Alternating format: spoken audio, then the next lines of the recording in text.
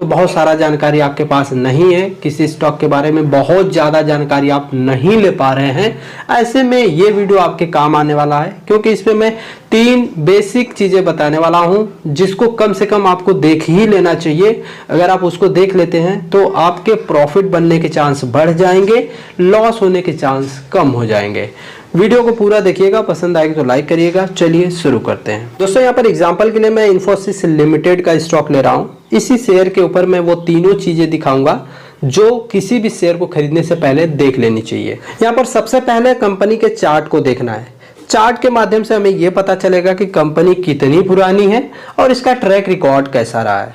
क्या कंपनी ने लगातार ग्रोथ किया है या कंपनी में गिरावट रही है। तो कंपनी के चार्ट के माध्यम से ही आपको पता चलेगा कि स्टॉक का ट्रेंड कैसा है, ट्रेंड ऊपर गया है या ट्रेंड नीचे गया है। सबसे पहले मैक्सिमम के ऊपर क्लिक करेंगे तो हम मैक्सिमम के ऊपर जैसे ही क्लिक करते हैं देख पाते हैं कि ये जो कंपनी है इन्फोसिस लिमिटेड की, सन 2000 से इसका डाटा अवेलेबल है, यानी काफ़ी पुरानी कंपनी है। अभी सन 2022 चल रहा है, तो लगभग 22 साल पुराना डाटा हमें मिल रहा है। तो ये स्टॉक मार्केट के अंदर काफ़ी सालों से चल रही है, ठीक है। और अभी करंट टाइम की हम बात करें तो अभी भी ये कंपनी यहाँ पर ट्रेड कर रही है, काफ़ी ऊपर ट्रेड कर रही है। तो कंपनी में ग्रोथ लगातार हुआ है, अप ट्रेंड में दिख रही है। अगर हम इसको एक पर्टिकुलर टाइम के गैप के बाद देखें कि कंपनी में क्या रिटर्न रहा है, क्या लॉस रहा है, तो वो चीज़ भी हम यहाँ पर देख पाएंगे कि कंपनी ऊपर की तरफ गई है कि नीचे आई है। तो इसके ग्रोथ को देखने के लिए पर्टिकुलर गैप के अंदर हम यहाँ क्लिक कर लेते हैं।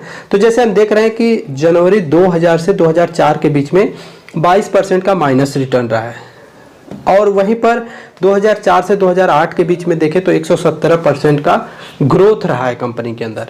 अगर हम 2008 से 2013 के बीच का देखें तो 76% का ग्रोथ है। 2013 से 2017 के बीच में 72% का, और 2017 से 2022 के बीच में 196% का ग्रोथ रहा है कंपनी में।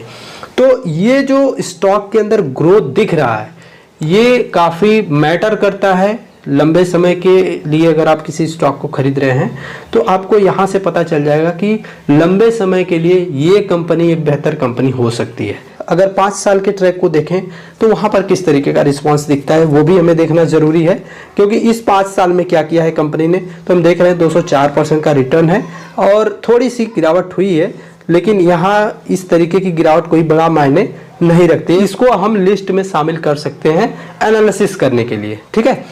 अब 1 साल के रिटर्न को अगर हम देखें यहाँ पर तो 1 साल में हम देख रहे हैं कि 6% का माइनस रिटर्न है, और ये एक अच्छी बात है। जब कोई कंपनी अच्छी है, लॉन्ग टर्म में अच्छा परफॉर्मेंस किया हुआ है, और अगर 6% माइनस में दिख रही है, 5% माइनस में दिख रही है, 10% तक माइनस में दिख रही है, तो उस कंपनी में इन्वेस्ट करने के लिए अभी और भी चीज़ों को हमें चेक करना है, लेकिन इसको हम लिस्ट में शामिल कर लेते हैं, ठीक है। ये एक अच्छा टाइम हो सकता है कि जब हमें स्टॉक सस्ता मिल रहा है। हालांकि इसके लिए हमें एक क्रॉस वेरिफिकेशन भी करना पड़ेगा सेक्टर के ऊपर जाकर के, वो हम आगे करेंगे, ताकि हमें ये पता चल सके कि पर्टिकुलर स्टॉक में गिरावट है या सेक्टर में गिरावट है। अगर पर्टिकुलर स्टॉक में गिरावट है तो इसको हम छोड़ देंगे इस स्टॉक को, लेकिन अगर पूरे सेक्टर में गिरावट है तो फिर इसको हम कंटिन्यू करेंगे, ठीक है। तो अभी एक चीज हमने चार्ट के ऊपर देख ली कि स्टॉक का जो चार्ट है वो ऊपर की तरफ जाता हुआ दिखा है, कंपनी का ट्रैक लंबा है, और लंबे समय में हमने पर्टिकुलर गैप को भी देखा है कि कंपनी ने ठीक ठाक रिटर्न दिया है। तो दूसरी चीज हमें देखना है कंपनी का पीई रेशियो। वैसे तो अच्छी कंपनियां जो होती हैं उनका पीई रेशियो हाई रहता है अक्सर, लेकिन हम यहाँ पर ये लेके चलते हैं कि 15 से लेकर के 45 के बीच में अगर पीई रेशियो है तो वो कंपनी ठीक ठाक कंपनी मानी जाएगी। अगर हम पीई रेशियो के हिसाब से बात करें तो यहाँ पर 29 का पीई रेशियो है, सेक्टर का पीई रेशियो 25 का है। तो ऑलमोस्ट सेक्टर और कंपनी दोनों साथ में ही चल रही हैं, बहुत ज़्यादा का गैप नहीं है पी रेशियो के हिसाब से, और रेंज के अंदर भी ये कंपनी आ रही है। दोस्तों ये सारी जानकारी आप टिकट टेप ऐप के ऊपर ले सकते हैं, इसका वेबसाइट भी है, मैं लिंक वीडियो को डिस्क्रिप्शन में दे दूंगा, आप टिकट टेप को विजिट कर सकते हैं। बहुत सारी इन्फॉर्मेशन फ्री है, एडवांस लेवल की इन्फॉर्मेशन अगर आपको लेनी हो तो प्रो सर्विस को एक्टिवेट कर सकते हैं। सेकंड थिंग हमने चेक कर ली, अब थर्ड थिंग के ऊपर हम चलते हैं। तो ये स्टॉक आईटी सेक्टर से जुड़ा हुआ है, तो हम आईटी सेक्टर को देखेंगे कि वहां पर क्या कुछ हो रहा है। तो इसके लिए हम सर्च के ऊपर क्लिक करेंगे, और सर्च के ऊपर क्लिक करने के बाद हम यहां पर टाइप करेंगे निफ्टी। जैसे हमने निफ्टी टाइप करके स्पेस दिया तो यहाँ पर देखिए निफ्टी के इंडेक्स आ गए हैं और साथ ही यहाँ पर लिखा हुआ है इंडाइसेस 20, हमें इसी के ऊपर क्लिक कर लेना है। जैसे इंडाइसेस 20 के ऊपर क्लिक करेंगे तो हम देख पा रहे हैं कि हमारे जो सेक्टर है वो सारे यहाँ पर आ चुके हैं। हम यहाँ पर आईटी सेक्टर को देखना चाहते हैं, इसलिए आईटी सेक्टर के ऊपर यहाँ पर क्लिक करेंगे और जैसे ही आईटी सेक्टर के ऊपर क्लिक किया आईटी सेक्टर का चार्ट हमारे सामने ओपन हो गया है। अब हम यहाँ पर एक साल की परफॉर्मेंस देखना चाहते हैं कि आईटी सेक्टर में एक साल में किस तरीके का परफॉर्मेंस चल रहा है।